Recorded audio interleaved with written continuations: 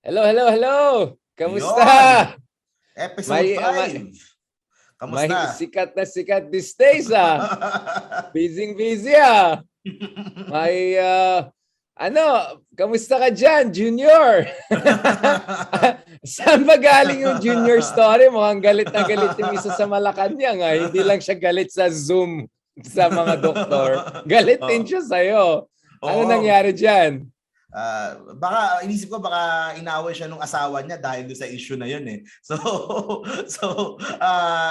Nag-apologize na naman ako pero ikwento ko na din yung the whole story about diyan sa Junior story. kay Tatay Hari.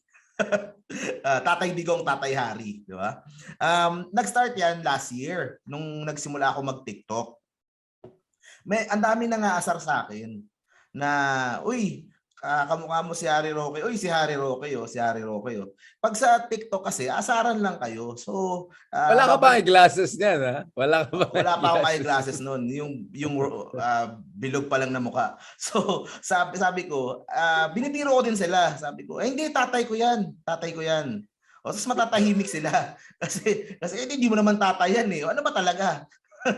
so ganon. So doon tumakbo yung asaran na yon. Tapos pag sa Akala ko, Mark, ang habol mo lang yung presidential job niya. Yung DNA niya.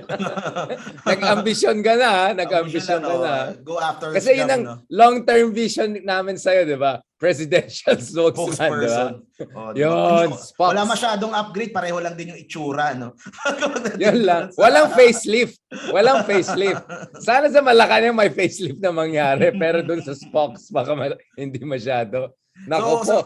So yun, so after nun, nagkaroon ng issue sila na sagutan ni Yorme nung last week about dun sa issue ng tocilizumab. Kasi yun naman ang request ni Yorme, kailangan nung gamot na yun. Tapos sinabi ni Spoksari, Kaysa shield. oo. Na Pero wala that namang issue, kwenta yan. Yeah. yun, that issue was about requesting nung gamot na para sa severe COVID patients. Nasabi ni Spoksari na hindi, namumuliti ka lang. Gumawa ako ng video na seryoso, na asking, na hindi yan namumulitika, we want to save lives. Pero sa seryosong video na yon, naipasok ko yung joke ko na biological son. Pero alam ng mga viewers ko yun na nagbibiro ako parati na ganun. And so nag-double whammy. So nag-double whammy attack ka. May ganyan ka pa. Hindi, parang hindi masyadong seryoso, may konting yeah. Kasi alam ko inaasar na din naman akong kamukha ko si Roque. So might as well na joke na din natin ng ganun. Ang problema, pero hindi magaan ang dating sa kanya, medyo bumigat lalo. Yun. Ang problema, may nag-pick up sa TikTok. So, nilagay sa TikTok, tapos ang nakalagay, hindi ko kilala kung sino, ang nakalagay, sariling anak, binanatan si Spoksari, parang ganun, ng kanyang sariling anak. Tapos yun ang nag-trending, yun ang nakaabot sa kanya. Actually, that day, nagalit na yung nanay ko. Kasi, Mark, may nag-text sa akin, may nag-PM sa akin, Doc, ex mo pala si Harry Roque. Nagagalit na talaga. Nagagalit na talaga yung nanay ko. Sabi na, Mark, sabi niya, Mark, take it down, take it down. Sabi ko, mawag. Hintayin nating mag-reply si Spoksari. I was saying that na joke lang din. Malay ko ba napapatulan? Tapos nung gabi na, pinatulan na nga, pinost niya. Siguro I just wanted to clarify lang na wala siyang... Hindi ba gets ni Harry na you're like a supporter of Mayor Isko and maybe you're just messing around? I mean, I'm not sure if... Wala siyang background research. Hindi, but I mean, background research man lang na ano lang naman to, online banter. I mean, it's just, just having, just messing around, di ba? Nagpa-prank ka lang naman eh. Baka nakita nung asawa, yung magandang asawa ni Spoksari, nagalit siguro. Kaya nag-apologize ako, lalo na sa misis ni Spoksari. Na baka at least nag-apologize. Maganda yan. Nag-viral na yun eh. Kahit tinigdown mo, wala. Hindi, ang point ko naman, kaya ako ginawa yung buong video na yun, is para to raise awareness, para doon sa request namin na tocilizumab. Yun yung kailangan sa severe COVID, na wala tayong stocks ngayon. And nangyari ngayon. Sorry. Yes. I'm sorry. Was that based on the recommendation of the doctors and experts dyan sa Manila and WHO? Manila siguro? WHO. Ang nangyari kasi last week, tsaka nangyayari this week, you can ask any patient na may any family member na may severe COVID patient na kakilala. Ang irereseta sa iyo ng doktor kapag wala na talagang pag-asa, mga last ano na to save your life. Is tocilizumab. Ang problema, dahil buong mundo may problema sa Delta, nagkakaubusan worldwide. And ang magandang nagawa ni Yorme, nakabili siya 3 months ago. So merong supply. So kahit tagalabas ng Maynila, sa kanya nag-request. So ang nahirit niya, dapat sana yung DOH bumili na din nun. Kasi the price of one tocilizumab is around 28,000 pesos. Grabe. Sa black market, it can go to 60, 100. Kasi it's life and death eh. Kung hindi magganon, siguradong sure dead na yung pasyente. So I was there nung last week, meron akong tinulungan na kaibigan, kumuha ako ng isang tocilizumab. Ang haba ng pila, nag-request, may cooler for tocilizumab kasi yun lang ang last chance ng patient. Pero ang nangyari nga, dahil sa buong issue ni Harry Roque, na nabalita sa Manila Bulletin, sa TV5, so about dun sa issue. So happy na din naman ako. Pero yun nga, i-clarify ko lang once and for all, i-clarify natin, hindi ko po tatay si Spokes Harry Roque sa pagkakaalam ko. Okay? As far as I know. Unfriend na kita. Unfriend. Pero yun po, i-clarify ko lang. Baka kasi may maniwala eh. As far as I know, hindi ko po tatay si Spokes Harry Roque. Mark, ang say ko lang dyan, aside from the fact na may Delta tayo na medyo nakakatakot, well, I mean, medyo gets ko yung situation kay Mayor Isko Moreno na kasi itong Delta talaga grabe, no? So even some people na nag-vaccinate na, medyo unfortunately na-apektuhan ng very negatively. So siguro tingin na Malacanang political timing to, pero siguro for the mayor, this is just how the pandemic is evolving, no? And next to that, siguro yung issue ng face shield. So may mga studies na lumalabas, nakikita natin yung mga engineers, mga experts, nagpo-post na sila over Twitter among others. Ina-analyze talaga nila, sinisimulate nila, no, yung viral load movement, no. So mukhang yung mga face shield na ginagamit talaga ng mga tao sa loob ng ICU, mga ganon, yung talagang pang mga medical experts, it's useful, no. It's a bit useful to a certain degree. Yung shield na ginagamit natin, yung parang plastic lang na mukhang ewan, mukhang actually it could actually work the other way, kung saan pwede dumikit palalo yung virus kaysa umalis siya, no. So I mean, I think there are big questions as to whether talaga this face shield that we normal Filipinos are using, not the ones dun sa loob ng ICU, baka maging negative pa ito kaysa positive. So it's not just a question of yung allocation of funds, but whether talaga kailangan ito, no? And in light of siguro the Pharmali controversy, at mukhang yung budget ng Pharmali was 9 times higher than the office of the Vice President, but ibang usapan na yan. Billion ang pinag-usapan kasi dito eh. Siguro there's concern na itong mga face shield, whether dapat talaga mandatory sila or may mga conflict of interest, or there were some people pushing for this face shield dahil alam mo naman, di ba, business pa ito. So we're not saying anything is final, but we believe siguro there has to be proper investigation into that. Kasi punta kang Singapore, punta kang Vietnam, punta kang South Korea, punta kang Middle East, US, hindi masyadong ginagamit itong mga face shield. China mga ganitong face shield. Exactly. So I think that's what. Kaya nga nag-post ako ng isang meme few months ago na parang pinakita lahat ng bansa, no, with mask. Pilipinas lang yung face shield na yung meron tayo, di ba? Even when si Secretary of Defense Lloyd Austin ng US pumunta dito, mukhang yan ang ginamit niya. I think just to be in line with our rituals dito, no. But I'm just saying, no, na siguro ang interpretation ng Malacanang pinopolitika lang ni Mayor, but I think we have to be fair also and look at the context, yung evolution ng pandemic, at saka questions on the efficacy and whether useful talaga itong mga face shield na ginagamit natin en masse, no.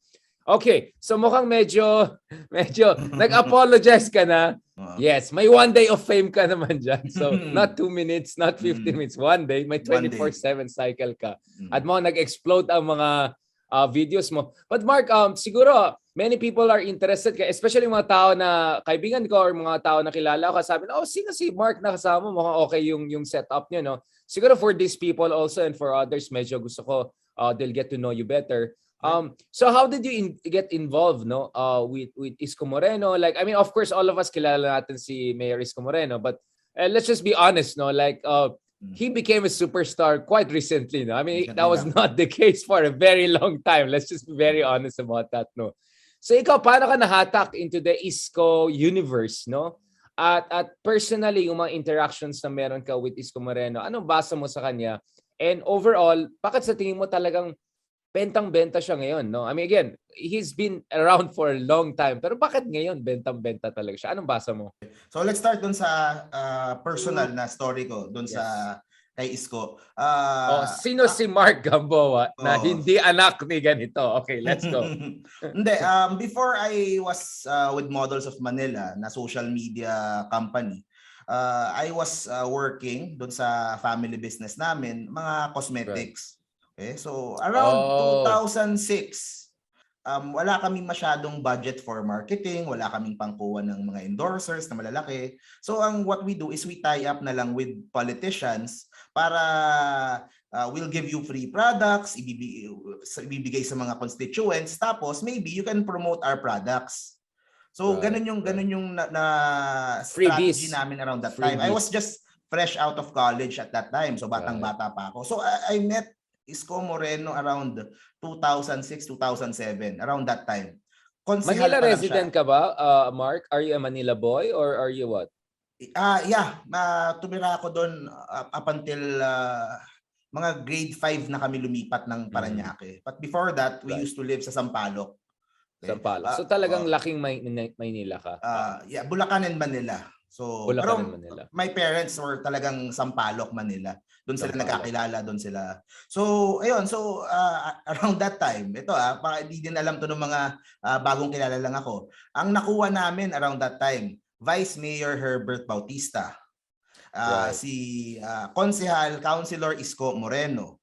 At that time, Vice Mayor Anjo Iliana ng Parañaque, nasa Parañaque pa siya, and Councilor Babia ng San Juan. So nagtulungan kami. They're not really as endorsers, pero they would help us promote the products. In exchange, we would give them free products para ibigay sa mga like yun, kay Isko sa Tondo. So that's how I met Isko Moreno.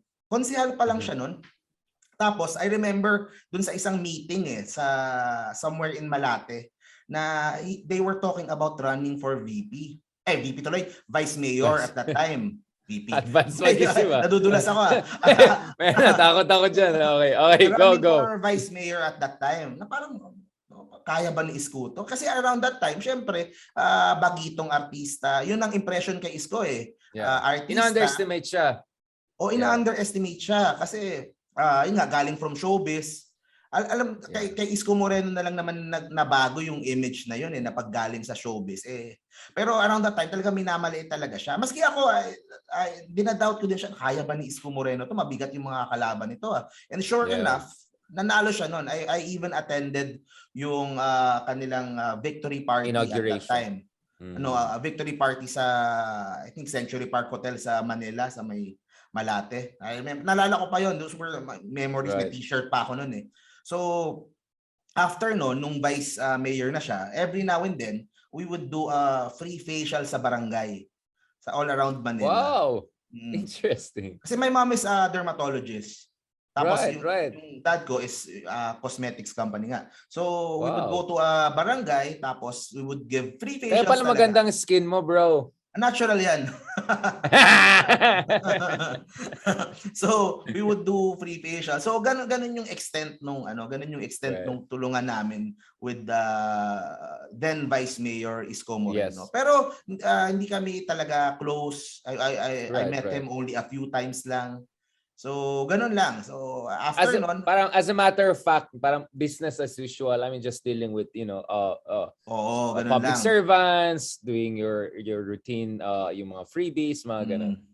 So nothing very, very closer. Pero ano impression mo kay Isko nun, to be honest? Like, we were talking about a long time ago, right? Ano impression mo sa kanya nun?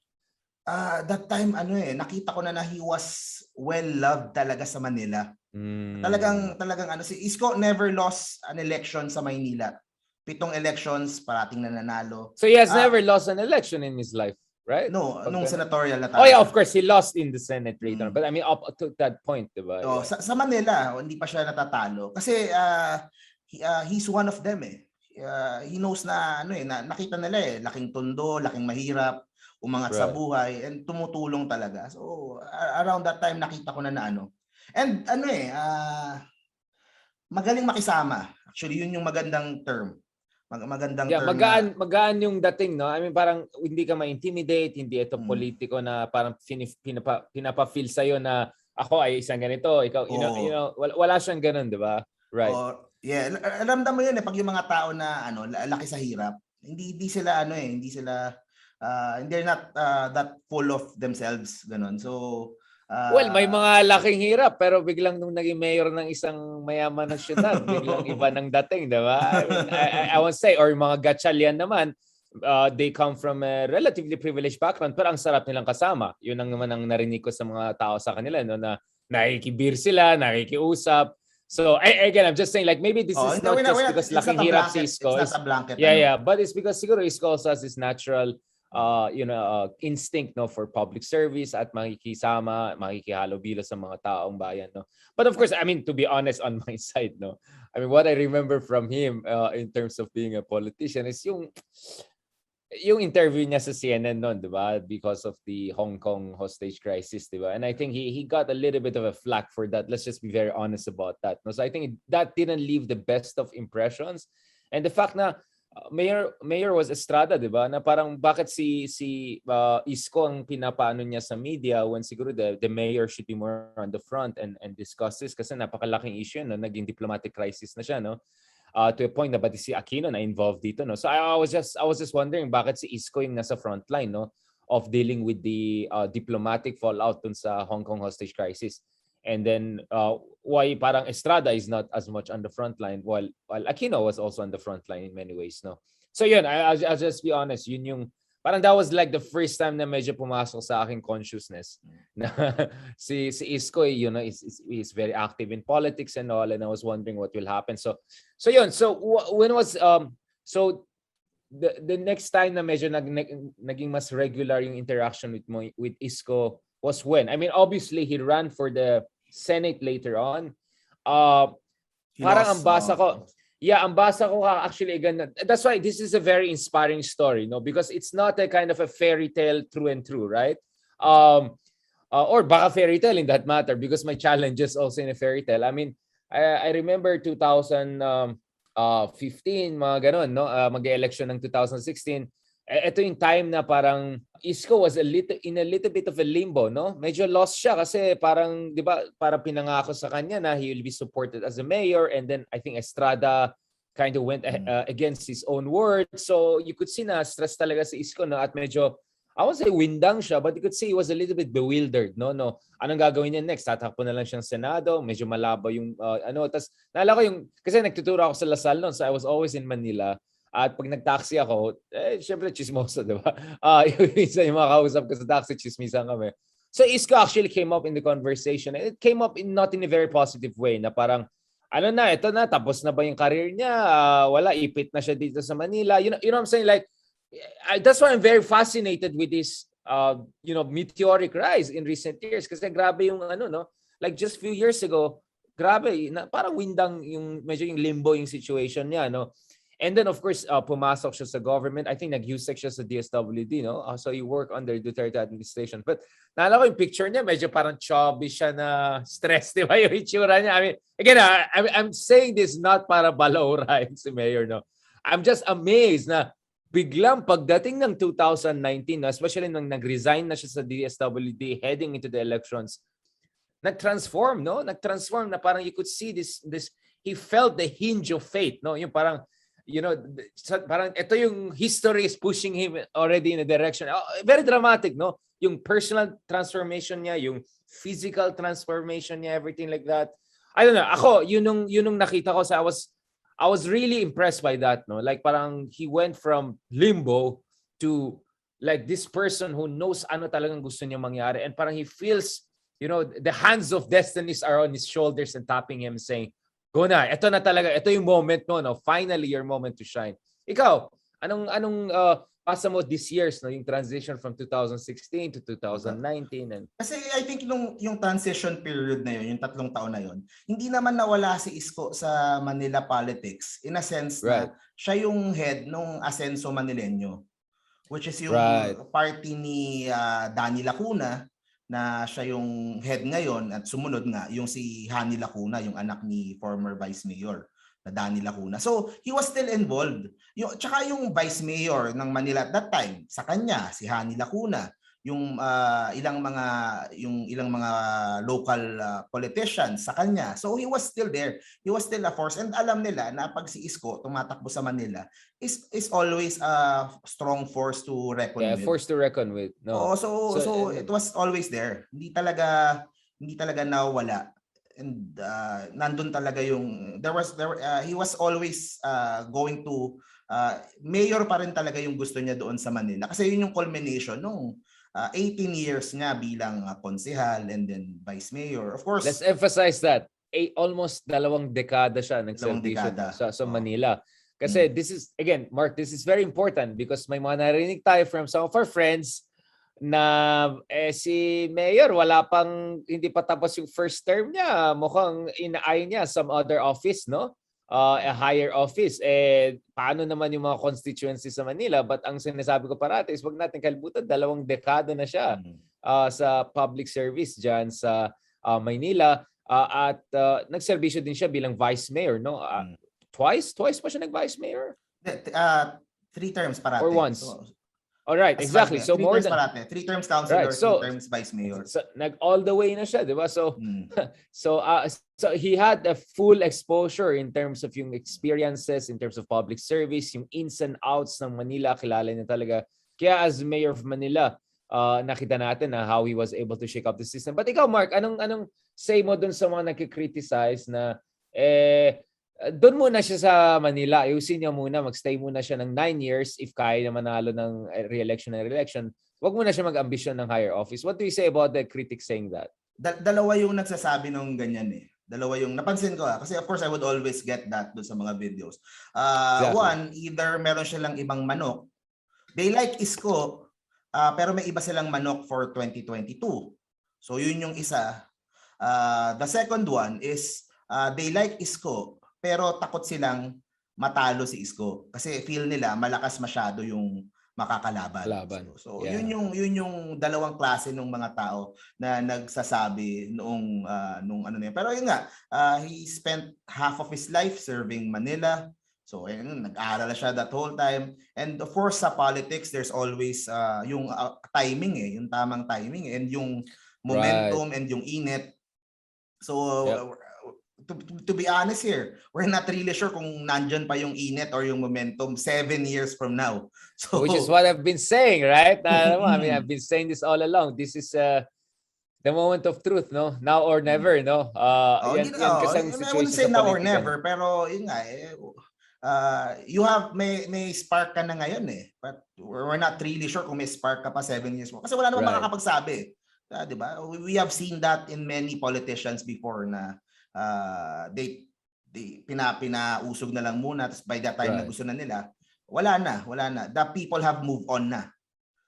So Mark, because some are saying baka naman mga Grace po siya, diba? Kasi remember, Grace po, napakainit siya nung 2016, no? Especially 2015 at this stage, no, of the last presidential elections. Hindi na si Binay, medyo humina si Binay with all of the exposés, but Poe was doing very well, no? Siya yung rising star talaga. And some people are saying na worried sila na baka iyan din ang mangyari kay Isko na maganda yung takbo mo sa surveys but baka mamaya when push comes to shove magpo-peter out ka, no, or maybe premature na just because you're popular that doesn't mean you're ready for the ring, no, for the all the way fight. Kayo, I mean, do you have the Grace Poe kind of precedence in mind? Of course, it's very different situation. I mean, Grace Poe was a senator, this is a mayor, but generally, no. I mean, if you look at yung parang trajectory, very interesting din na at this point in the last elections, presidential elections, Grace Poe was yung parang fresh na bata-bata pa na, di ba, capturing the imagination of the people. Ikaw, anong tingin mo? Dalawa lang naman yung pwedeng maging direksyon yan eh. At this point either maging parang Grace po si Isko na ganun nga yung nangyari, nag-fizzle out, or maging parang Duterte noong 2016 na merong momentum na by the time buo na yung momentum, kahit anong ibato mo, kahit na sinasabihin na mamamatay tao yan, kahit na sabihin na NPA yan, dahil yung meeting na rin ni Kahit Joma. sasabihin niya mismo, siya mismo ang nagsasabi. Mismo, right? I'll be a leftist president. Yeah. Wala na, gusto na siya ng tao. So, yun, dalawa lang naman yan eh. And makikita natin kasi hindi ko din talaga masabi. Diba? Tao naman na magde-decide dyan. So, I guess yun. Tapos doon sa iba na kasi iniisip nila na sayang kay Yorme, ganyan-ganyan, sayang I mean si Isko, I truly believe this kasi he came from nothing.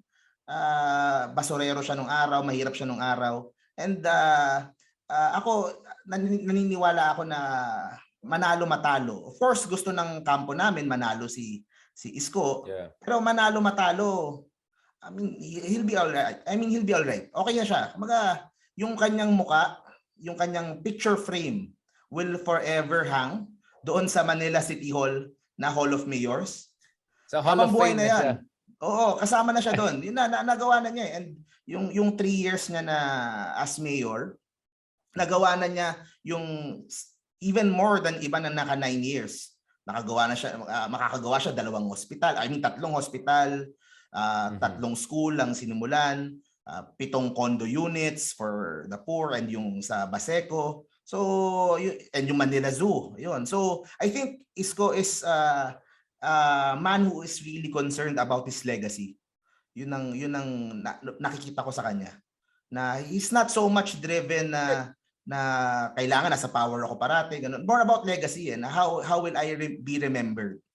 And as far as Manila goes, I think he has done more than yung ibang mga mayor na naka 9 years. So hindi siya in a sense, I mean, I've been also saying this, he could help still Manila as the president of the Philippines, right? If he becomes the president, mas marami ka pang powers, di ba? I mean, it's important to be a mayor, but the president of the country also sets the tone, and Manila is in the national capital region. So if overall policy ng isang presidente ay tama, kung maganda yung ekonomiya, magbe-benefit din ng Manila in one way or another, wouldn't it? And of course, may mga departments yung presidente na pwede tumulong din sa mga efforts sa Manila, no, in terms of public infrastructure, in terms of yung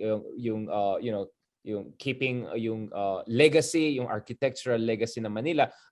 All I'm saying is that if he's successful and if he runs for the presidency and becomes a president, he will not be far away from Manila too, right? I mean, Malacanang is not far away, right? People always ask me about this. Sabi ko, huwag kayong mag-alala. Hindi aalis si Isko ng Maynila. Lilipat lang sa Malacanang. So exactly. Building lang iba. Building lang iba. No? Diba from Balot, lilipat siya. Tondo, lilipat siya doon sa may San Miguel, sa may Malacanang. So tulungan nating maglipat. So I always exactly. Tell people that. Hindi siya lalayo talaga eh. No? I mean, I would say that. Oo. And para nakita naman natin, it's normal naman na kung taga saan yung Pangulo, kahit pa paano may yung place na yun syempre mas may preference, may konting preference. Bakit sabihin na preference, pero you saw it naman with sa Davao and with everyone, with Marcos, in Ilocos, Baguio. Of course, understandable. Gloria sa Pampanga. Of course, yeah. So yun, that's normal naman. That's normal naman for politicians talaga. Pero yun naman ang Mark, ano naman ang masasabi mo sa mga tao na artista yan, magaling lang yan mag-self-promote, mahusay talaga na influencer mayor yan. Hindi naman talaga transform talaga Manila. What we're seeing are cosmetic reforms. Yan ang sinasabi ng ibang critics. Actually, nakikita ko yan sa mga videos ko or something, yan ang bash sa akin. Ayusin mo muna yung ganito, ganyan, puro ka lang mga FB Live. Ano naman masabi mo dyan? Is this for real? Is he really changing the facts on the ground? Is he really changing the living conditions and standards of the average people dyan sa Manila? And do you think he's gonna set the good standards? And let's not forget, of course, parang basa ka dun sa conversation namin with mayors, he still has a lot of hope also for his current vice mayor, no? A vice mayor of Manila, na ma-continue yung legacy ni Isko, no? So Isko is there as a team, no? So if ever he doesn't stay as a mayor, he's going to support his vice mayor, right? And the same way that her father was kind of a mentor to him, he is also a mentor to the daughter. No, I mean, again, I think we're forgetting also that aspect na teamwork itong nangyari sa Manila. It's not just Isko lang, no? At pag wala ng Isko, wala na yung Isko governance. There's also a vice mayor, no? In Manila, and she seems to be doing a very good job. Maybe you can tell us also about that, no? Yung vice mayor natin. Dalawa yung point na ni-raise mo. So I'll answer the last one you said muna about vice mayor. So yung mga hindi taga Manila, of course, siyempre hindi sila familiar doon sa local na nangyayari sa Manila. Right. What happened after ISKO Moreno won the 2019 elections? One by one, in a matter of a few months, naglipatan lahat ng konsehal sa Asenso Manileño. So right now, in a city council na 36 councilors, 35 out of 36, kung di ako nagkakamali, are Asenso Manileño. So sino imagine, yung isa? Sino yung isa? Mahabang story yun. Let's not. Okay, maybe next time. Okay. Maybe next time. And yun. So 35 out of 36 all joined the party of Mayor Isko. And sila Estrada parang nag-alsabalutan na umuwi na sa San Juan. Wala nang natira. So naglipatan na lahat kay Mayor Isko, lahat ng konsehal. So they will be, imagine that, they will be running the 2022 local elections with a full slate of incumbent councilors. So ganon kalakas yung local na tatakbo for. So it's like a movement. It's already a movement in that sense, no? Oo, na-consolidate na yung power dun sa local ng City of Manila, not because of money or whatever man, dahil sa performance maganda. Yeah. And the Iskos style, no? I'm sure medyo the same way na may gumagaya kay Paolo Duterte, maybe not in the best way possible. May mga siguro pwedeng gumaya rin sa kanya in the good way, no? Kay ISKO Moreno in terms of his approach to governance, yung proactive, compassionate, reaching out to people, but at the same time, kung kailangan medyo magaspang, then once in a while magaspang din, no? Yes, so Mark, you were saying malakas. So the other question naman na people are criticizing him na puro Facebook live, puro video, puro vlogger, influencer, ganon. These are the same people who are asking other politicians, ano bang nagawa mo sa panahon mo in politics? Wala ka namang nagawa. Ano bang ambag mo? Ito yung mga tao naghahanap ng ambag. Ano ambag mo sa bayan? So itong si Isko, na binidyo yung ambag niya, sinasabi, ba't ka video ng video? Kayo itong hanap ng ambag. So bakit ko hindi i-video? So walang masasabi sa kanya na wala siyang ginawa kasi ang dami niyang ginawa, naka-video nga lahat . Tapos yung kung puro cosmetic lang, the first few months of his term or the first 6 months of his term, wala sa kanya yung budget ng city. So puro cosmetic lang talaga. Puro pagpapaganda lang. So doon pinaganda yung sa Bonifacio Plaza, yung sa Jones Bridge. So with the limited budget, you can only do so much. So puro pagpapaganda lang. Pero may gamit kasi yon. And yung social media na I said, may gamit kasi yon. You create an impression sa outsiders na Manila is once again open for business. Yung Divisoria, nilinis niya, Carriedo, Blooming Street. Hanggang ngayon, malinis pa rin yung mga kalsada. Nasa gilid lang yung mga vendors, nasa side streets. So he was sending a message doon sa mga negosyante, sa mga big businessman na talaga naman kailangan mong ligawan, na Manila is ready na to clean up its act. And hindi na siya yung dugyute na naaalala nyo before. So yun yung change na inano niya the first 6 months after maayos na niya sa kanya na yung budget kasi city council sa kanya. So doon na nagsimula yung mga malalaking projects like the 10-story hospital ng Maynila, like yung mga condominium housing for the poor. Affordable housing.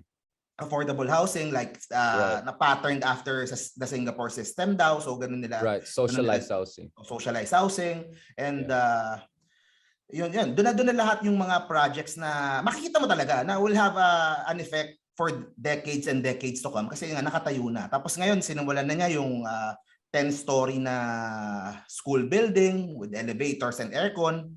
Pero yun, matatapos yun in 2 years time na. So kung tumakbo siya ng ibang posisyon, so that will be inaugurated na by the next mayor na of Manila. So nakakasana lahat.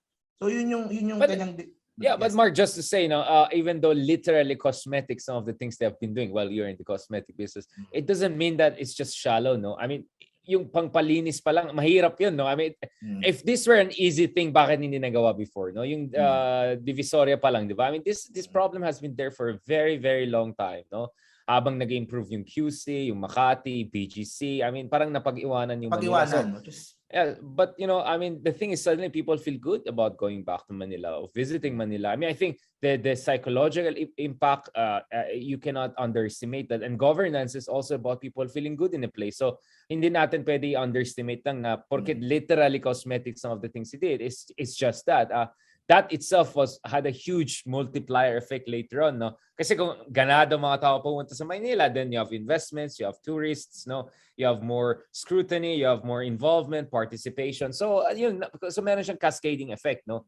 So you cannot just underestimate that in that sense. And I would say, the late Carlos Celdran, no, a good friend of ours who was involved in the Manila culture, bringing back exciting. Exactly, Centromuros. He was actually parang lalo siya na homesick, no?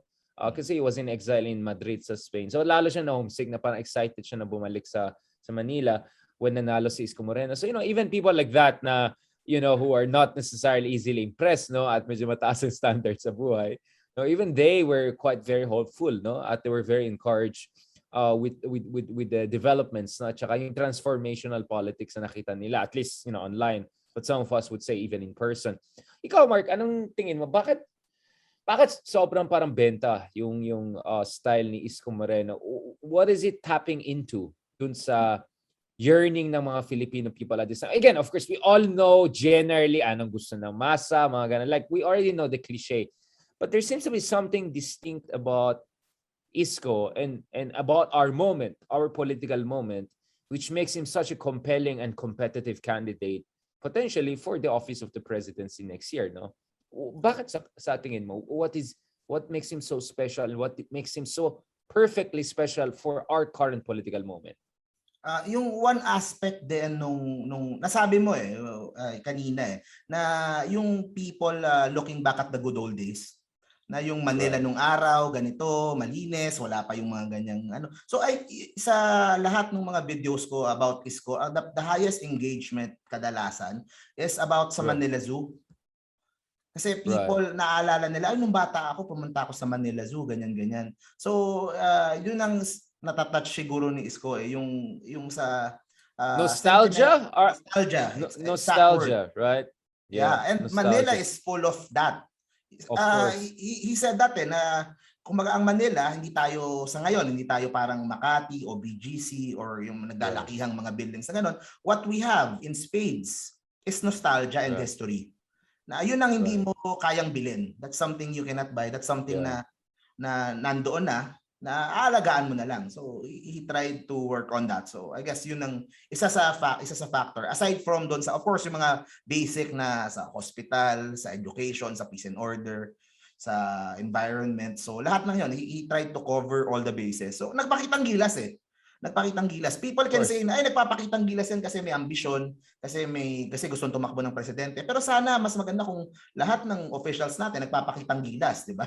Mas gusto ko na yon kaysa hindi mo nakikita na kaya mo hindi nakikita may ginagawang something. So mas I'm in that school of thought na gusto ko yung mga officials natin na who are always showing, nagpapakitang gilas nung sa mga projects. Kung may cake ipakita mo na. Pakita mo, Mayor Eming Pascual. Mayor Eming Pascual of Gapan. Itong si PNP chief ngayon, may ganong style si Eliazar. Kaya that's what sets him apart dun sa mga previous PNP chief na mababa yung trust ng mga ibang tao. So, not Bato. Not Senator Bato. I think he started it. That's a different category. Okay. Kasi people would always compare Mayor Isko to Vico Soto. Si Vico is tahimik lang. Pero Vico is doing also a good job. Nakikita ko din naman. Pero ako, I'm more on dun sa school na if you're doing a good job, mas maganda na you show it to people. Huwag ka mahiya. Huwag ka mahiya na di bali nang masabihan ka na papansin or mas mabuti nang nakikita nila yung maganda kaysa makita yung pangit. And I always say this kasi I have politician friends then na would ask me advice about sa social media. I always tell them this, kapag may maganda ka nagagawa, i-shout mo ng malakas sa tao. Talagang try mong pakalatin, ingayin. Kasi kapag tinamaan ka ng negative na issue, yung negative issue ang maaalala sa iyo. And at hindi ka nila naalala, hindi nila nakita yung mga magagandang ginawa mo. All they will remember are the negative issues about you. So might as well. That's very good. That's a very good way of putting it. Yeah, that's politics sa panahon ngayon. Ganun kasi ganito na, I mean, the thing with populism, the classical style, the Arab style is yung parang nag-hack ka ng mga mahihirap, punta ka dyan sa, I don't know, like the toughest areas, nakikitbir ka, parang yun ang ganun eh. But it seems kay Isko is quite different. It's really doing something. It's not just pakitang tao or just pakitang compassion, no? Hindi lang emotional, pero may literally concrete, no? May bahay na ginawa, no? Para sa mga tao na at kahit anong oras. I mean, this is also the advantage siguro of being quite a young person, right? Proactive siya. I mean, he could be awake at 2 a.m. and go somewhere and do something and be there for the people when they need it, no? So I think that's also what makes it different kasi yung isa pang sinasabi ng tao, Mark, is like, ay parang Erap lang naman yan si Isko, improved version lang ni Erap yan. Parang, kumbaga, parang facelifted version ni Erap yan. Pero same lang sila. I mean, this is the criticism perhaps you get more from people on the other side, no, not the Duterte supporters, but the other side who cast doubt, no, on the so-called Isko phenomenon, no. Ikaw, ano masasabi mo dyan? Na ano lang yan? Trapo lang yan, kaso magaling lang yan na mag-promote ng sarili niya. But at the end of the day, ano lang yan eh. Isa pang Erap lang yan. How do you ano sa tingin mo, what's the problem with that kind of argument? In this pag sa issue ng poverty, ito yung linya na really stuck with me na before Isko hindi ko naiisip masyado na tama nga ganito nga pala. He would always say this sa mga pagkasama niya yung mga mahihirap. Di bali ng mahirap tayo. Basta hindi tayo dugyot, hindi tayo ligtas yung lugar natin, may dignidad. He would always say that may dignidad sa pamumuhay, sa pagiging mahirap. Exactly. So that's what he was trying to. Kasi some people, diba, they would ay mahirap na naman ako, kaya mo na. They would okay na sa kanila yung madumi yung lugar nila. Wala na mawawala sa akin, parang ganyan. Oo, parang they have surrendered na no. So yun yung he uses the term na tunay na pagmamahal sa mahirap eh.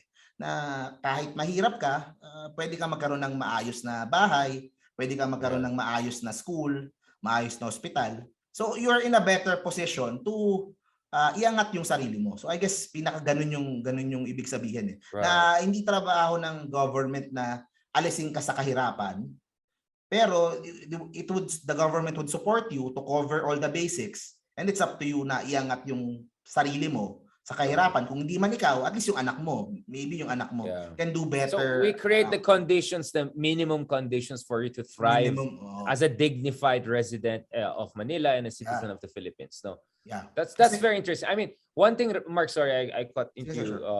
Naalala ko dun sa isang conversation with Mayor. It's like he said something that I wanted to hear for a long time from other politicians. Sabi niya, yung ibang politiko, siguro marami, gusto nila parang mananatiling mahirap ang maraming Pilipino kasi mas madali para sa kanila, no, to vote buying, etc. Parang we'll just keep you there para pwede namin kayo kontrolin, no? Parang yun yung that's why for him, no, you have to give agency. Dapat bigyan mo ng dignidad, edukasyon, basic housing para they're in a position whereby they can make choices, no? They have the agency to make the right choices and the good choices.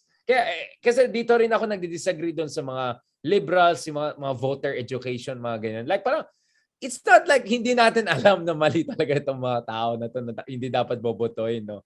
But if your conditions are so desperate, no?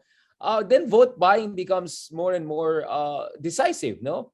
But if if people are empowered, may agency sila, no? If they are if they have basic dignity, then perhaps they can think more long term. Hindi lang yung mga vote buying itong elections pero yung kinakabukasan ng mga anak nila or themselves, no? If there's a sense na pwede umangat yung kanilang buhay, no? At the government can actually help them to do that, then siguro there's less reason for them to just go with the bad politicians dahil lang binayaran sila during election. So in short, I mean, it's giving a sense of agency, no? Giving a sense of autonomy and dignity. It's very important. More than yung moralizing voter education. Huwag kayo bumoto sa corrupt. Like, it's easy to say that. It's easy to say that, but it doesn't work in a situation whereby kailangan mo talaga itong 5,000 ngayon, no? Kailangan mo. Ako naman, I mean, Mark, ang take ko naman is, kunin mo yung pera kung kailangan mo, wag mo botohin, no? Kaya naman sa akin. Pero yung iba kasi sa kanila, takot sila eh. Sabi nila, hindi, malalaman pa rin yan eh. Para sabi ko, paano naman malaman? Hindi, sir, may paraan sila malalaman yan. Kasi sabi ko, kung talagang ganyan sila, marami silang pera pamigay, sigurado magkukurakot yan. So, wag nyo na botohin. Kunin nyo yung pera kung kailangan nyo. So, ako practical lang, hindi ako moralistic, no? In that sense. But even some people are scared na baka yung minimum na meron sila mawawala rin, no? Just in case or balikan sila. So I think that's really what really touched me, no? When Mayor Iskos said that, no, na we don't want to keep people poor. We want to push them up because we want them to have the dignity and agency and to be empowered to make the right decisions for themselves. Sino ba tayo para sabihin sa kanila sino dapat botohin nila? Hindi naman silang bata, eh, diba? They know what they know what it's good, but they also have their needs, immediate needs. At yun ang dapat i-asikasuhin natin ngayon. So I'm just saying, like, I think that really got my attention. I think that was very heartening to hear from you. Yeah. Yeah, ang ito yung when I try to analyze things for the last 2 years, parang naiisip ko, ito personal na opinion ko lang to. I think merong trauma of growing up poor for Isko. Ramdam mo hanggang ngayon Ramdam mo hanggang ngayon na he grew up na palipat-lipat ng bahay, na sa barong-barong. So I think merong ganong trauma growing up Kaya ngayong nasa posisyon na siya, yun yung main priority niya talaga, yung mga housing and siguro naiinggit siya sa mga kaklase niya na maayos yung bahay, nakakapag-aral ng maayos. So I think may ganong trauma. And the best speeches from Isko are always the ones na he gives sa Tondo. Ramdam ko yung difference kapag nagsasalita siya from ibang place sa Manila tapos compare doon sa where he grew up. Mas emotional ba siya? Mas emotional Oo. May ramdam mo yung may pain may konting pain doon sa doon sa pag looking back doon sa childhood days niya na talagang mahirap talaga sila. So I guess yun yung isang motivation alam mo, Mark, niya for that. napansin ko yan kasi I'm not sure if I ask him live on camera, but I think off camera, I asked him something about pagpag. And parang yung sa facial reaction niya, I don't think he was not happy to discuss it. I mean, kasi if he were a kind of politician, right? He emphasized, galing ako sa pagpag niyan, ganun ako, di ba? Parang I saw more trauma. I saw more pain in his face. So parang sabi na, Prof, wala naman kaming choice. Parang alam mo yung gano'n, it was a moment of vulnerability and honesty that I really appreciated. And parang I felt bad. Siguro sabi ko, I should have probably not raised it, but I was just trying to raise it as a way of parang compliment na parang wow, ang layo ng narating mo from where you are. But yung reaction niya was more like, this is a painful, traumatic part of my past. And I'm glad that I've moved on from that. You know what I'm saying? Like, so I completely agree with you. Napansin ko yan. So it's very different from other people. Kasi ang pinakaayaw ko, Mark, no, is yung mga nire-romanticize ang kahirapan. At least pag mahirap ka, pansit lang, masaya ka na. Or yung mga ganun. Like, bro, mahirap maging mahirap. Kaya nga tawag dyan, mahirap. Diba? I mean, hindi ako naging mahirap. Thank God. But I mean, even in certain moments na, syempre, kahit middle class ka, may mga times na mahihirapan yung family mo. Diba? Yung nagkasakit yung daddy ko, ganun. So, dati, kunyari, everyday, pwede kami mag-McDonald's. Ngayon, once a week lang. Kunyari, I mean, of course, I'm just using an example, but you can feel yung pagbaba ng yung kalidad ng buhay mo, no? And that's a very painful experience. Even for someone who's a middle class, hindi naman mahirap. And then I can imagine people na mahirap, like, your health suffers, your anxiety, hindi mo alam kung may pagkain kayo bukas, hindi mo alam kung paalisin kayo bukas. So I think, ako naiirita ako sa mga tao, tignan mo yung mga mahirap, masaya lang sila, bigyan mo lang sila ng isang Jollibee, happiness. But yeah, because that's just a relief from pain. Pero hindi mo naisip yung everyday anxious mga to na pwede sila paalisin, pwede sila bullying ng pulis, pwede magtukang dyan, di ba? I mean, this is constant existential trauma and stress that you can carry with yourself your entire life. And when I talk to Mayor, someone very successful who came from really difficult situation, makikita mo, dyan pa rin yung childhood trauma and difficulties. Kaya Kaya talaga, Mark, yan ang gusto ko. That's why I'm happy that someone like Isko is successful because he's a testament to the honesty of difficulty of poverty, but also to the sheer political will and personal will to rise to the occasion, to rise from those difficult occasions, and hopefully serve as an inspiration, no? Dun sa mga ibang tao na, porkit mahirap ka dati, don't be complacent with that. At wag kang makinig dito sa mga mayayaman na sinasabi, ay, kayo mahirap, madali lang kayo maging masaya. Kami mayayaman, ang dami namin problema. You know what I'm saying? Like, yan ang gusto ko talaga sa kanya, real. No? Yung nakikita mo talaga, real talaga yung natao siya, no? And yes, he's a politician. I mean, Mark, di naman ako naive, di ba? I deal with a lot of politicians. So, of course, pagkausap mo isang politika, alam mo, minsan, mabubulaklak talaga magsalita. But there were moments talaga I had with Isko, those kinds of exchanges. Like, you could see, parang na-x-ray mo siya. Parang kitang-kita mo yung deep traumas and difficulties niya. And what I can also say, Mark, no, again, parang ako rin na emotional dito. Kasi I'm not looking at it as a political phenomenon. I look at it as parang personal journey. Parang ang sarap magsulat ng isang biography na, you know, like, grabe. And his sense of family-orientedness, no? Nakikita mo na, like, when he is with his family, with his wife and kids and all, yung stability na i-enjoy niya, this is what he perhaps didn't have, no? When he was younger, you know. And now you see how grateful he is for that. He doesn't take it for granted. He has a sense of belonging. So again, that's why I think, because at the end of the day, they say presidency is about destiny. And I would say leadership is also about narrative. Kung meron kang isang compelling real life story, kung nahirapan ka, may journey, may hero's journey ka. And I think in many ways, you can criticize Isko on so many levels, but it's his heroic journey, no, from the circumstances he reasoned from. And also the fact na hindi niya romanticize yung past, no, and saying sa iba, ay, hindi, okay lang kayo dyan. But no, you have to join me. We have to go through the valley of tears and improve. I think that in itself is one of the great things that happened in Philippine politics in a very, very long time. This is the story. This is the inspiring phenomenon that we have been looking for a very long time. Kasi sa to lang, Mark, yung strong man na isi-solve yung problema ng bansa natin, laos na yung story na yan. Matagal na yan. Marcos time pa lang, meron na tayo. Kumbaga, na-regurgitate lang nung isa dyan last elections na may dagdag na cost. Yung populism, matagal na yan eh. But I think there's something with Isko, no, about his life story, about the sincerity of his emotions and all, that I think touches people. Siguro lang hindi na-articulate ng lahat ng tao, but feeling ko, yung sinasabi ko ngayon dito, yun din ang na-feel ng maraming tao, including people with my background, people who came from my kind of educational background, social, pati sila, I can see they have the same feeling about Isko, no? Na parang yes, he's a politico, but his life story cuts way beyond just politics and divisions and everything like that. Okay, I'll just keep it there, Mark. Baka maging emotional na tayo. But I just wanted to see how I'm approaching the Isko phenomenon. I'm not approaching this as just a political analyst. I'm approaching it as almost from a spiritual standpoint, if I could put it that way. Siguro, ayoko lang magsulat ng ganun ngayon kasi baka sabi na, ito naman si Richard, ine-emotional niya kasi baka magpa-presidente to. But I hope one day I'll get a chance to write about this part of Isko's life now, and the lesson it holds for us, every Filipino and every person who's going through difficulties, no? Kasi may spiritual aspect talaga yan, Mark, no? But I'm sure hopefully we'll have a right time for that. Let's see what God holds for him and for the country in the near future and beyond. Oh, ikaw, Mark, sige. Sorry, medyo medyo ako dyan. Yeah. That's really something that really got me. So, eto na, third quarter na tayo. Let's go back to reality of politics.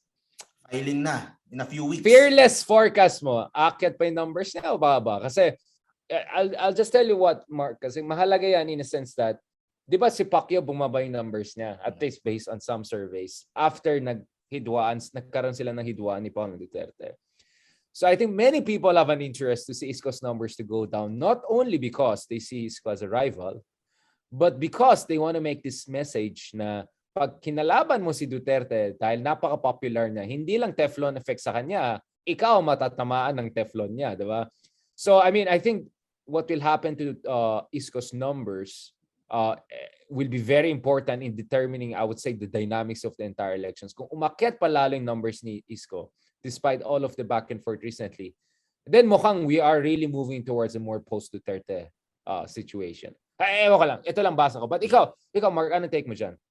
I don't want to jinx it eh. Ayokong magsalita. I'm sorry. I don't want to give a definitive answer kung lalaki or hindi.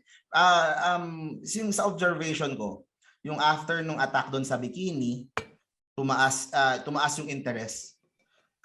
Yes. Yung yan when he was attacked. So I'm not sure if that would translate sa survey. I'm not sure if pero ayun, we just ako I stand by doon sa aking paniniwala na whoever yung papatakboy ng administration, I truly believe this. Nasa Isko lang ang may chance tumalo. Kung sino man yung sa administration. He's the only one who has a chance. The only one. Yun ang paniniwala ko. So. And then Mark, I'm gonna release some analysis on that later on. But how do you think Isko handled himself when he came under pressure? Kasi syempre, again, itong sasabihin ng iba, Isko had it easy in the past 2 years. Bakit kamo? Because other people were taking the heat. I remember we had discussions about Lenny, and I'll just be very honest about that. Na parang your point was, dapat naging mas practical si Lenny or mas, I don't know, Chris Aquino, whatever. But ang sasabihin ng kabila is, well, we were taking the punch and that was the time na kayo nagde-develop kayo ng war chest nyo. You know what I'm saying? Like in that 2 years, 2019-20, na inaaway si Duterte, si Lenny, and then later on Pacquiao, this is the time that Isko was, building himself up. At ngayon, of course, ready na si Isko because meron na siyang army, di ba? So people would say na hindi naman nag-piggyback, but what people are saying is that Isko's success is also a function of others taking the punches in the past few years while Isko was building up his support base. I don't know. I'm just trying to play devil's advocate here. What do we say about that? Because it's easy for you to say, well, si Isko kasi practical siya nung time na yan, focus lang siya sa trabaho niya. Ngayon, pwede na siya lumaban. But some would say, oh naman, because there were others who were taking the punches from Digong, no? Masasabi ko lang dyan, malay natin that was by design. Malay natin. Yeah, okay. Who knows? Baka that was by design. I don't know. Baka sinasadya yan. I don't know. Malay natin that was by design. Pero hindi, yung nga kanina pinag-uusapan natin yung opposition's approach and yung ISKO Moreno approach. And doon ako sa mas pinili ko yung sa ISKO Moreno approach na instead of criticizing everything, we just focus on something na kasi sinubukan na yung one on one na parang they have thrown everything at Duterte and binato na lahat and nandiyan pa rin, nakatayo pa rin eh. But so kitchen sink na almost. Maybe yung style na ginagawa, maybe the strategy ng opposition is not really good. Kasi yung strategy ng administration was designed to counter the strategy ng opposition. So I think ganun ka simple na kung paulit-ulit mong ginagawa pero yung kalaban mo sanay na sa ganung strategy. So wala ding I mean you would always end up failing lang. So maybe baka subukan naman natin ibang strategy or ibang style para But it's not like Mark na, I mean, this is what caught my attention is it's not like Isko didn't criticize extrajudicial killings, right? I mean, I remember very well sinasabi niya walang EJK sa amin, no? Or he doesn't support EJK. He didn't call Duterte by name. Yes, but he questioned the policy, di ba? No, not really. He said kung ano yung kanyang policy that was opposite kung ano yung so medyo there's a difference. Oh, subtle. I mean, much more subtle. He didn't say na ang daming EJK sa ganitong lugar. He said sa Maynila ganito kami. Walang EJK. Ganito kami. We respect human rights. So he was trying to contrast himself siguro. So I guess yun yung without directly picking a fight. Well, which makes sense then. Kasi ito pa yung isang sa kanya, 'di ba? I'm sure you get this all the time na he was an enabler of President Duterte and idol daw niya si Duterte or something like that. So we can answer that. I would like to also answer that. Yes, please go ahead. Pag sa LGU, if you're an LGU, if you're a rich LGU like Quezon City, Makati. Or even Pasig, mayaman na yung Pasig eh. Right. You can afford na awayan yung yung national government. Huwag kayo dito. Hindi namin kayo kaya. Okay na kami dito. But sa case ng Manila na talagang napaghulihan, he needs all the resource, all the help he can get from the national government. And picking a fight with the president is not always good if you want to get help from tourism, from DILG, from DPWH, from DOH. So he tried to parang he wasn't elected as mayor para makipag-away kay Duterte. He was elected as mayor to give his constituents lahat ng everything that he can give them, lahat ng pwedeng ibigay sa kanila. So I guess yun yung buong point doon.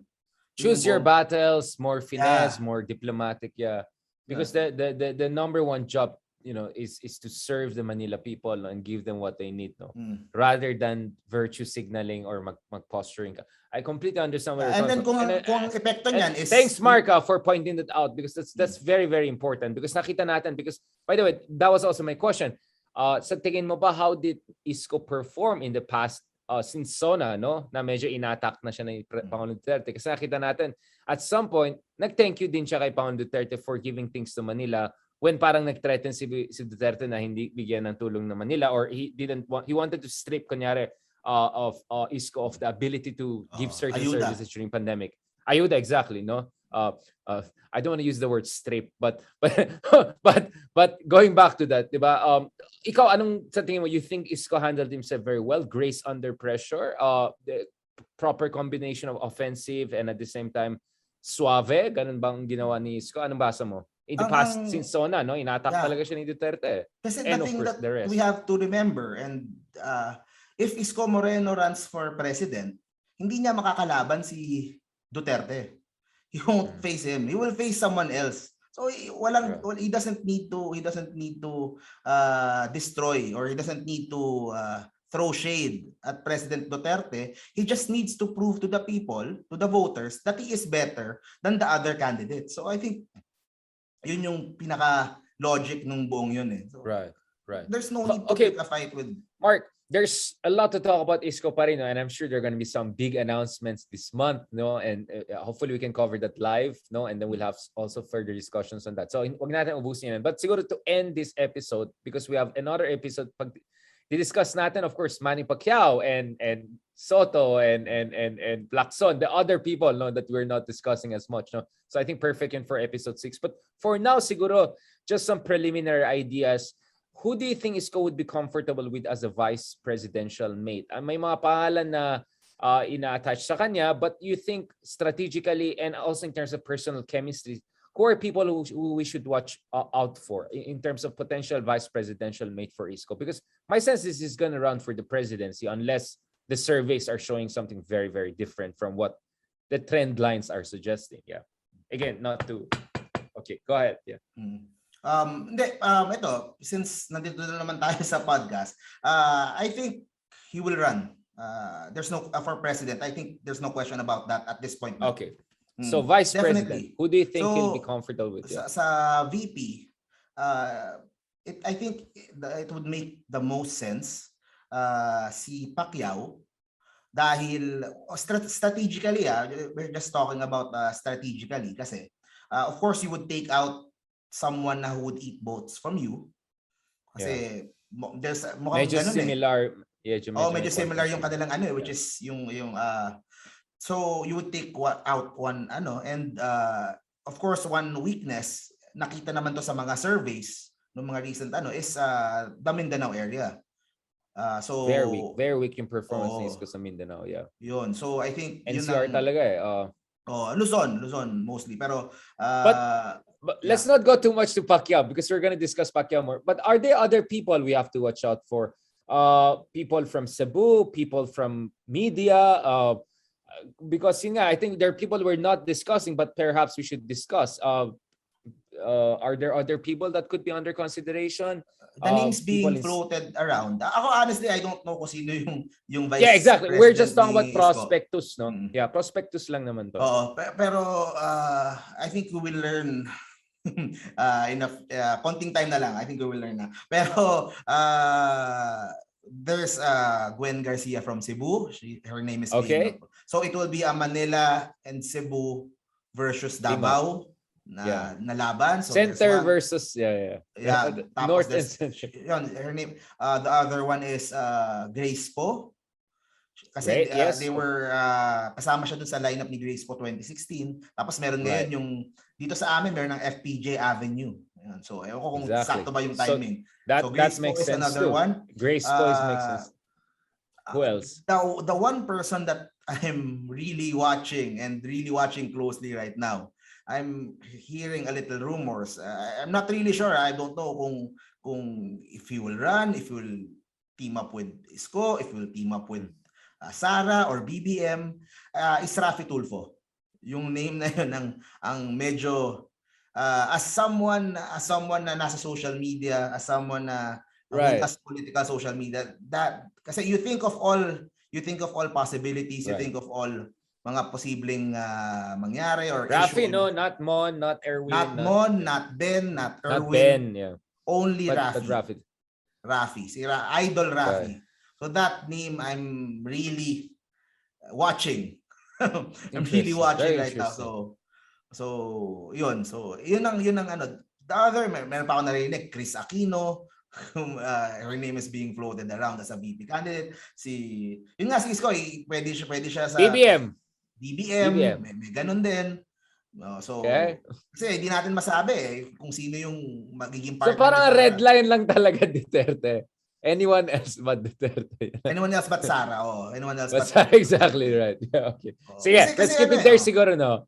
Mark, kasi I think we have already passed 45 minutes, mag-1 hour na tayo. So we'll keep it there. So patikim lang yan about the ISKO phenomenon, but hopefully in the next episodes when we're going to talk about the ISKO more, this will be after announcement. So may pagka-officialness na yung discussion natin, no? And hopefully we'll also have Mayor Isko in one of our episodes in the near future, no? God willing, no? Maraming salamat, Mark, no? And maraming salamat also to both of us, no, for this episode. May gusto kang idagdag dun sa ating discussions before we transition to episode 6 on Pacquiao and the rest? Pasensya na kung masyadong love fest for Isko yung episode. Pero yun, I've been very clear naman na from the start na I'm pro Isko. So yun naman, at least. The same thing for me. Like, I mean, you know what my stance on Isko, right? I'm not endorsing anyone or partisan, but you know my position on him. So andyan lang naman So wala naman pretension sa atin dalawa, no? And by the way, thank you so much, Mark, because ang ginawa ko dito is play the devil's advocate, no? Na parang, ito yung sinabi ng ganito, ito yung sinabi dyan. So thank you very much, Mark, for addressing some of those issues, because ayaw natin naman yung purong praise lang, but we also want to discuss the potential weaknesses or alleged weaknesses. And there are things, no, strategically that Isko has to focus on as he transitions into, of course, the run for the presidency, the most important race perhaps for any Filipino. Sige, God bless, no. Maraming salamat, Mark, and please join us for our next episode and subscribe for now. Subscribe muna sa individual channels namin. Pero sa Spotify, meron ng Project Pilipinas. Please subscribe and support us, no? Kasi ma-effort talaga yan. We have to put aside time after work day namin, and then we have to work on this. Hindi po madali mag-chismisan ng gano'ng katagal. Kasi hindi lang naman chismisan. I mean, it took us some time to develop these ties, diba? I mean, Mark has done his groundwork. I have also interviewed and talked to people on the ground. Pinag-aralan po namin yan. So hindi lang ito yung parang nagrarant lang kami on social media. So I hope you folks support us para naman maengganyo kami to keep on doing this. Na hindi lang sana pang election lang ito. Hopefully after elections, even though maging spokesman ito si Mark, I hope we can still have this podcast kung ano man maging position namin after elections, God willing. Or kung nagtatago na ako abroad. Ayun lang. Ay mga podcast mo, naka-hoodie ka na, mga ganun, no? Live from Brazil. Twister na from nasa New York o nasa ano. Nako po. Baka mga mo twister ng natin, dating natin. Hopefully in the future, let's see, baka we can get mo twister, Lord De Vera, marami pang mga suspect na iniisip ko no? Pero naisip lang namin for the first 5 to 10 episodes, kami muna, no? We'll just get our ideas out para medyo masawa na kami sa sarili namin. Then we'll bring in more guests, no? Including hopefully ISKO Moreno, but also other candidates. Sana si Sara and others will be okay with us. We'll try to reach out. Mabait naman kami dito, no? Salamat, Mark, and Thank you. Join us again for the next episode of Project Check Pilipinas. Bye-bye, guys.